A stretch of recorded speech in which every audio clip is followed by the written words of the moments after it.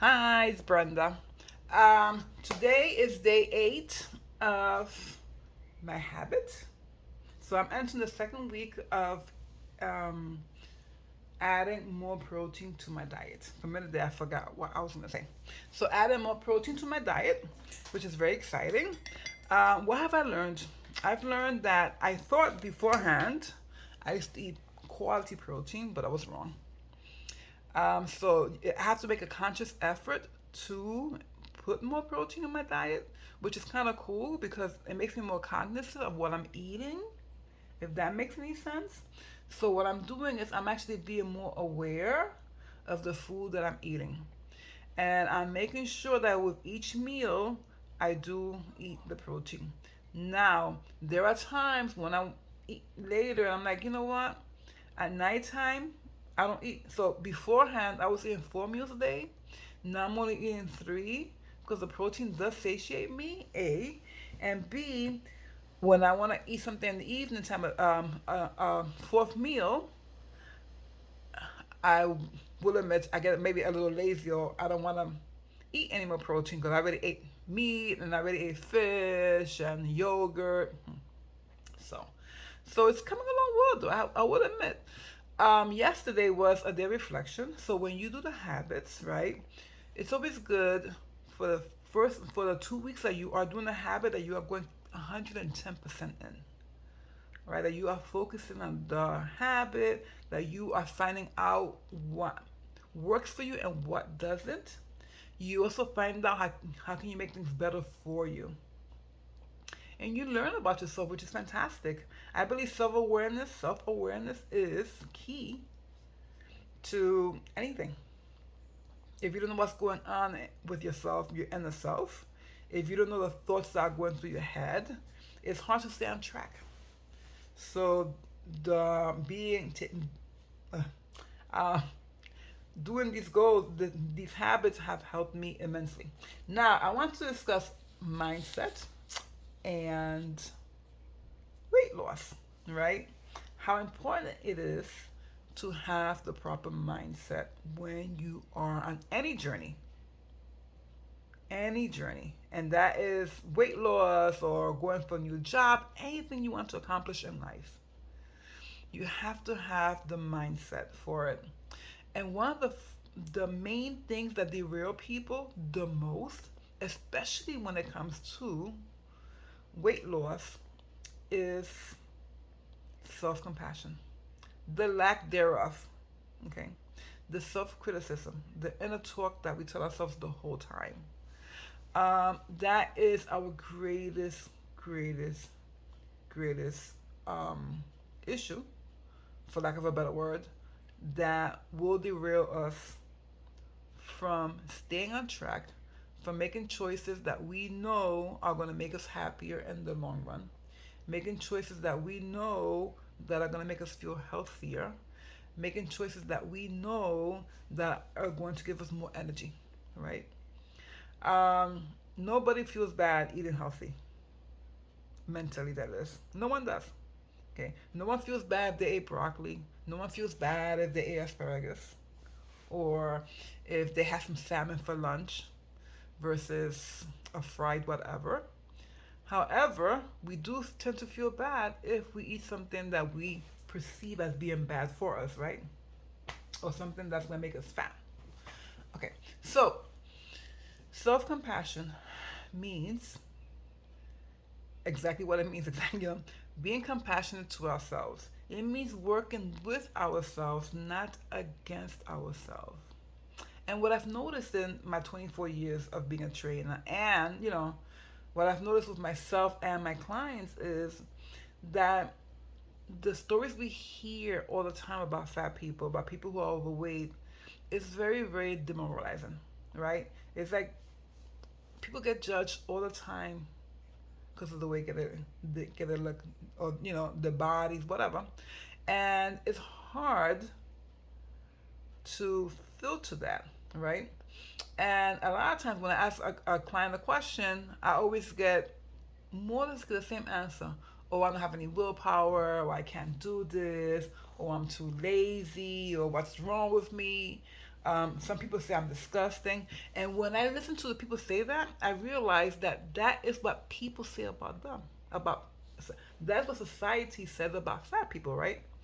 People who are overweight. So of course we're gonna take that, we're gonna internalize that, and it's gonna become the background noise that we hear. And when we are on a habit or when we're trying to improve our life, we tend to have that running in the background, and you aren't even aware of it. I'm not aware of it. You think it's normal, right? Oh, have no willpower. Oh, I can't believe I'm back where I was at the beginning. So many things that we tell ourselves that bring us down instead of bring us up. It just kind of like brings us now down, and it's really difficult to stay on track that way. So, what can we do about that? We can start being more kind to ourselves. Seriously, we can think about ourselves. We should think of ourselves as a friend.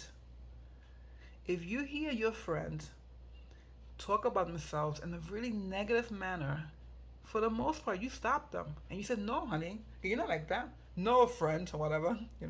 You're wonderful. Oh, please, you're this and you're that. You have so many good qualities and whatnot." Or you wouldn't speak to your child in that manner either, or someone you love. So why would you speak to yourself in that way? It's I know it's easier said than done, because we all go through it, right? We all, at one point, I'm sure, have called ourselves stupid, or we can't get this, or whatever the case may be. Um, and then we want ourselves to help ourselves. So check this out. Make believe you work for someone who spends the whole time screaming at you and calling you dumb, or you can't get this right because you just aren't smart enough, or whatever it is that the person could say to you, right? So just picture that scenario where your boss is berating you. And I had a client that had that actually. She was really good. I think she was the glue that held the company. And still, when she messed up, or when the bosses felt um, under pressure, and sometimes she messed up. Like, we're all human, right? I remember one day she came crying to the session. She said, "My boss called me stupid because I couldn't get this right," and I felt so bad for her. And what happens is, imagine that. And then imagine your boss asking you to give him 110% of your work. Are you going to do that? Are you going to go all in for someone who calls you stupid or worthless, or you don't know what you're doing, or idiot, or whatever it is that the boss may say to you? Would you? Of course you wouldn't. You wouldn't want to work for somebody like that. And if you do, you wouldn't give them 100%. So why would you speak to yourself in that way and then expect yourself to help you? Your inner self. Because you guys are, you and your inner self are in it together, right? So I know. I hope it makes sense. However, so what do? We take a moment whenever we hear, whenever we talk to ourselves in a certain way. Just take a breath. Just stop. Take a breath. Take a couple of breaths. Make that your trigger, right? The trigger could be the breath where it kind of like changes everything and you start from the beginning, right? It could be like the stop that you need to then start again, right? So easier said than done, and it takes practice. It does. So my suggestion to you is that you spend the whole week and think about things that you say to yourself all the time.